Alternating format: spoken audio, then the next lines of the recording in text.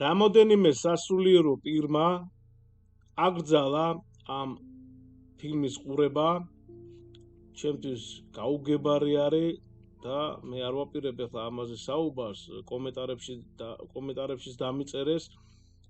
აქ არის საუბარი ბერი პაისი ათონელის სერიალზე, სერიალი ეს რეალურად ხო ის რა თქმა უნდა ეს ის ცხოვრებაზე არის და მაგრამ რეალურად სერიალია, იმიტომ რომ რამოდენიმე სერიაა, ხო? და ორი სეზონისგან შედგება, თუ არ ვცდები თითო სეზონში არის 22-23 სერია და მე პირადად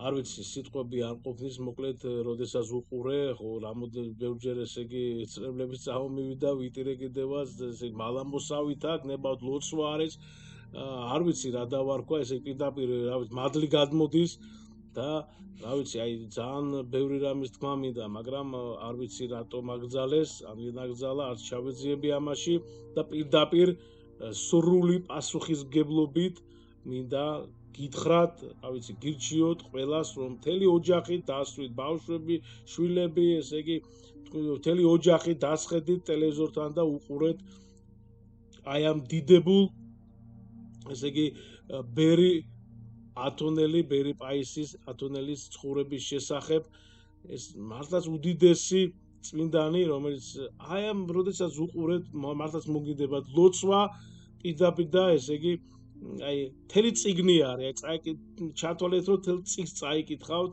ხო, ნუ იქვე ხარ, რა თქმა უნდა ნიუანსები და დეტალები არის წიგნში, მაგრამ აი კიდევ ერთხელ გირჩევთ რომ უყუროთ აი ამ სერიალს, ანუ ფილმს მამა პაისი ფარასადან ზეცაში. აღდგომის მარხვაში მეგობრებო, აუცილებლად უნდა უყუროთ ამას და ვისაც გაქვთ ნანახი კიდევ ერთხელ უყურეთ.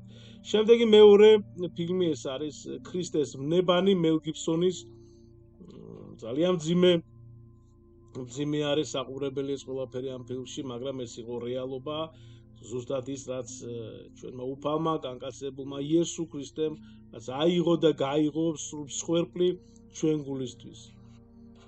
როგორ შეურაცხყვეს ის, ესე იგი და როგორ უტყავდნენ მას და როგორ დასცინოდნენ.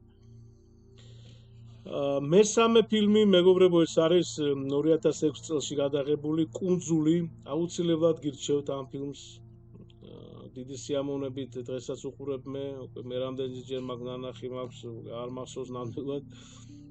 მთელი ფილმი ეს არის, ესე იგი, მაგალითი თუ როგორი სინანული უნდა კონდეს ადამიანს და ძალიან ძლიერი ფილმია, მოკლედ ეხლა ხო არ მოყვებით ფილმს და ამიტომ უყურეთ აუცილებლად. მთელი ოჯახით, შვილებთან ერთად, აუცილებლად, ბავშვებთან ერთად.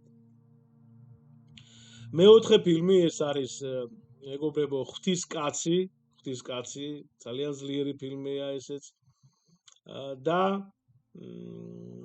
მეხუთე ფილმი ეს არის შიშის განკურნება, თუ არ ვცდები 2013 წელს გადაიღეს და აი ამ ფილმებს უყურეთ აუცილებლად. კიდევ ერთხელ, მამა პაისი ფარასადან ზეცაში, ქრისტეს მნებანი მელ გიბსონის კუნძული, ღვთის კაცი და შიშის განკურნება.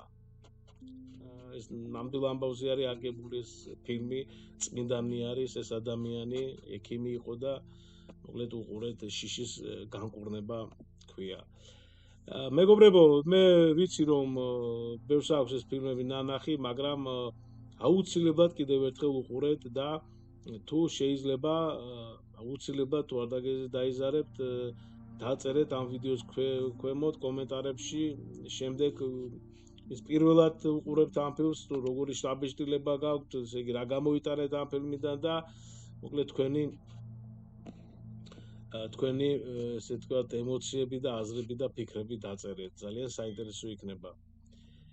გაგახაროთ ღმერთმა დაგლოცოთ და გაგაძლიეროთ და ყველაზე მთავარი მეგობრებო უნდა ვიყოთ ერთგულნი ქრისტეს მიმართ და უთის უნდა გქონდეს სწრაფვა მის მიმართ. მადლი უფლისა ჩვენისა იესო ქრისტესი და სიყვარული ღვთისა და მამისა და ზიარება სულისა წმინდისა იყოს თქვენ ყოველთა თანა. ამინ. დიდი მადლობა.